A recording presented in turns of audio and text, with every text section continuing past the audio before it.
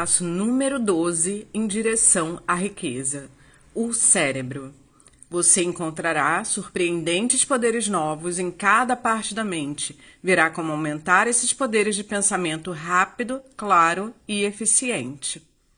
Há mais de 40 anos, o autor, trabalhando em conjunto com o falecido Dr. Alexander Graham Bell e Dr. Elmer R. Gates, observou que todo o cérebro humano é tanto estação transmissora como receptora de vibrações do pensamento. De maneira semelhante à empregada pelo princípio da transmissão de rádio, todo o cérebro humano é capaz de captar vibrações de pensamentos emitidas por outros cérebros. Relativamente à afirmação do parágrafo anterior, compare e considere a descrição da imaginação criadora como foi esboçada no capítulo sobre a imaginação. A imaginação criadora é o aparelho receptor do cérebro que recebe pensamentos emitidos pelos cérebros dos outros. É a agência de comunicação entre o consciente ou mental racional e as 4 fontes das quais se recebem os estímulos de pensamento. Quando estimulada ou aumentada para o elevado grau de vibração, a mente se torna receptiva ao pensamento que lhe chega por fontes externas. O processo de aumento tem lugar através das emoções positivas ou das emoções negativas. Através das emoções, pode-se aumentar as vibrações do pensamento. A emoção sexual encabeça a lista das emoções humanas no que se refere à intensidade e à força propulsora. O cérebro estimulado pela emoção sexual funciona em ritmo mais rápido que quando a emoção está quieta ou ausente. O resultado da transmutação sexual é o aumento dos pensamentos a ponto da imaginação criadora se tornar altamente receptiva a ideias. Por outro lado, quando o cérebro funciona em ritmo rápido, não só atrai pensamentos e ideias emitidos por outros cérebros, como dá aos nossos próprios pensamentos a sensação que é essencial antes que o pensamento seja captado e aproveitado pelo subconsciente. O subconsciente é a estação transmissora do cérebro pela qual são emitidas vibrações do pensamento. A imaginação criadora é o aparelho receptor pelo qual são captadas as energias do pensamento. Juntamente com os importantes fatores do subconsciente e da faculdade da imaginação criadora, que consistem nos aparelhos transmissor e receptor de sua máquina de emissão mental, considere agora o princípio de autossugestão, que é o meio pelo qual você poderá pôr em operação a estação emissora.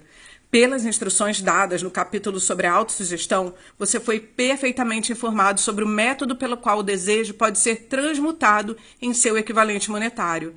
A operação da sua estação emissora mental é processo relativamente simples. Basta que tenha em mente 3 princípios e os aplique quando quiser usar a estação emissora: o subconsciente, a imaginação criadora e a autossugestão. Os estímulos pelos quais você põe em ação esses 3 principais foram descritos, e o processo começa com o desejo. Somos governados por forças intangíveis. Em épocas passadas, o homem dependeu demais dos sentidos físicos, limitando seus conhecimentos a coisas físicas, as quais podia ver, tocar, pesar e medir. Estamos entrando agora na época mais maravilhosa de todas, época que nos ensinará algo sobre as forças intangíveis do mundo que nos cerca. Talvez aprendamos, ao passar por essa época, que o outro eu é mais poderoso que o eu físico que vemos ao olhar no espelho. Às vezes, fala-se ligeiramente sobre os intangíveis, coisas que não se percebem por nenhum dos 5 sentidos, o que deve lembrar-nos de que todos nós somos controlados por forças invisíveis e intangíveis. A humanidade inteira não tem poder para lutar contra ou para controlar as forças intangíveis envoltas nas ondas balançantes dos oceanos. Falta ao homem capacidade para entender a força intangível da gravidade que mantém seu pequeno planeta suspenso no espaço e impede-o de cair do planeta. E lhe falta ainda mais o poder de controlar essa força. O homem é completamente subserviente à força intangível que vem de uma tempestade de trovões e está igualmente desamparado em presença da força intangível da eletricidade. E isso ainda não é, de modo algum, o fim da ignorância humana em relação às coisas invisíveis e intangíveis. Não compreende a força intangível e a inteligência envolta no solo terrestre, força que lhe fornece cada migalha do alimento que come, cada artigo de vestuário que usa, cada moeda que carrega no bolso. Comunicação de cérebro a cérebro. Finalmente, mas não menos importante, é que o homem com toda a cultura e instrução de que tanto se orgulha pouco ou nada entende da força intangível do pensamento, a maior de todas as intangíveis. Sabe muito pouco relativamente ao cérebro físico e à vasta rede de maquinaria intrincada pela qual o poder do pensamento é traduzido em seu equivalente material. Agora, porém, está entrando numa época de esclarecimento do assunto. Homens de ciência começaram a voltar a atenção ao estudo dessa coisa estupenda chamada cérebro. E, conquanto ainda se achem no jardim da infância desses estudos, já adquiriram conhecimentos suficientes para saber que no quadro central do cérebro humano, o número de linhas que ligam as células cerebrais uma à outra é igual ao número 1, seguido de 15 milhões de zeros. O número é tão estupendo, disse o Dr. C. Judson Herrick, da Universidade de Chicago, que números astronômicos referentes a centenas de milhões de anos-luz se tornam insignificantes mediante comparação. Já se determinou que existem de 10 a 14 bilhões de células nervosas no córtex cerebral humano e sabemos que estão arrumadas segundo padrões definidos. Essas arrumações não são ao acaso, são ordenadas. Métodos recentes desenvolvidos de eletrofisiologia retiram de ação correntes de células localizadas com precisão ou fibras com microeletrodos, amplificando-os com tubos de rádio e registrando diferenças potenciais até 1 milionésimo de volt. É inconcebível que tão intrincada rede de máquinas exista pelo simples propósito de cumprir as funções físicas secundárias para o crescimento e manutenção do corpo. Não será provável que o mesmo sistema que dá a bilhões de células cerebrais os meios de comunicação entre si também forneça os meios de comunicação com outras forças intangíveis? O New York Times publicou um artigo de fundo mostrando que pelo menos uma das grandes universidades e um investigador inteligente no campo dos fenômenos mentais estão procedendo a uma pesquisa organizada através da qual se chegou a conclusões que se equiparam às descritas nesse capítulo e no seguinte. O artigo abaixo analisa rapidamente o trabalho executado pelo Dr. Ryan e seus colaboradores na Universidade de Duke. O que é a telepatia?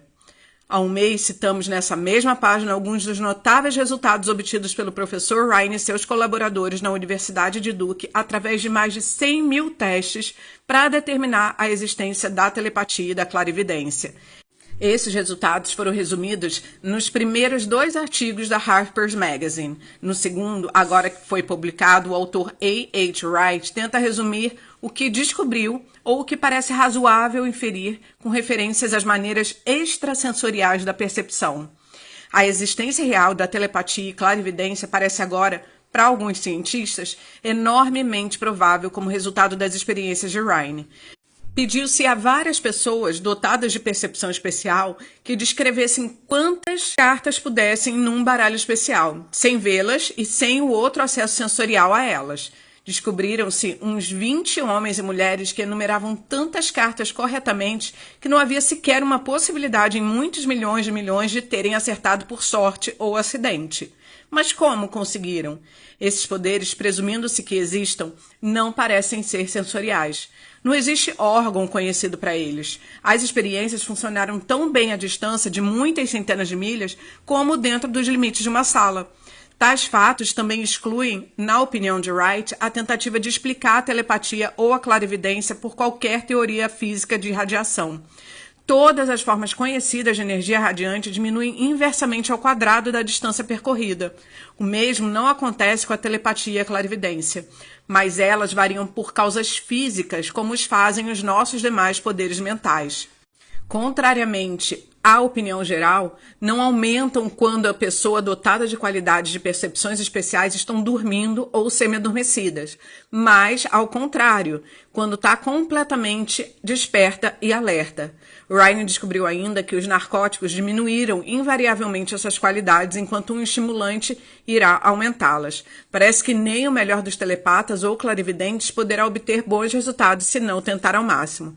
Uma das conclusões a que Wright chega com certa confiança é que a telepatia e a clarividência são, na verdade, o mesmo dom. Isso é, a faculdade que permite ver a carta que está voltada para baixo na mesa parece ser exatamente a mesma que permite ler o pensamento que reside noutra mente. Há inúmeras razões para crer nisso. Até hoje, por exemplo, os 2 dons foram encontrados em todos os que possuem um deles.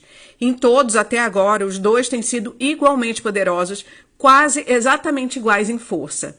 Telas, paredes, distâncias, nenhum efeito tem sobre tais dons. Wright vai além da conclusão para exprimir o que afirma ser mero pressentimento de que outras experiências extrasensoriais, sonhos proféticos, premonições de desastres e outros semelhantes também possam ser parte da mesma faculdade. Não se pede ao leitor que aceite qualquer dessas conclusões, a não ser que as julgue necessárias, mas as provas que Ryan reuniu devem impressionar profundamente. Mentes sintonizadas uma para a outra. Em vista das afirmações de Dr. Ryan relativamente às condições sob as quais a mente reage ao que ela domina de modos de percepção extrasensorial, tenho o privilégio de acrescentar ao seu testemunho que meus colaboradores e eu descobrimos o que acreditamos serem as condições ideais sob as quais a mente pode ser estimulada, de modo que o 6º sentido, descrito no capítulo seguinte, pode ser posto a funcionar de maneira prática. As condições a que me refiro são as de uma aliança de trabalho bastante chegada entre eu e 2 membros da minha equipe. Através de experiências e práticas, descobrimos como estimular nossas mentes, aplicando o princípio usado relativamente aos conselheiros invisíveis descritos no próximo capítulo, de modo que conseguimos, por um processo de unir as 3 mentes numa só, encontrar a solução à grande variedade de problemas pessoais trazidos por meus clientes. O processo é muito simples. Sentamos-nos a uma mesa de conferência, expondo com clareza a natureza do problema considerado, passando a seguir a discuti-lo. Cada qual contribui com quaisquer pensamentos que lhe possam ocorrer, o que é estranho nesse método de estímulo mental e que coloca os participantes em comunicação com fontes de conhecimentos desconhecidas absolutamente fora da experiência de cada um. Se você compreende o princípio descrito no capítulo sobre a mente superior, reconhecerá com certeza o processo de mesa redonda aqui descrito como sendo a aplicação prática da mente superior. O método de estímulo mental através de discussão harmoniosa de assuntos definidos entre 3 pessoas ilustra o uso mais simples e prático da mente superior. Adotando e seguindo planos semelhantes, qualquer estudante dessa filosofia pode entrar de posse da fórmula famosa de Carnegie, descrita resumidamente na introdução. Se agora nada significa, marque a página e leia novamente depois que terminar o último capítulo.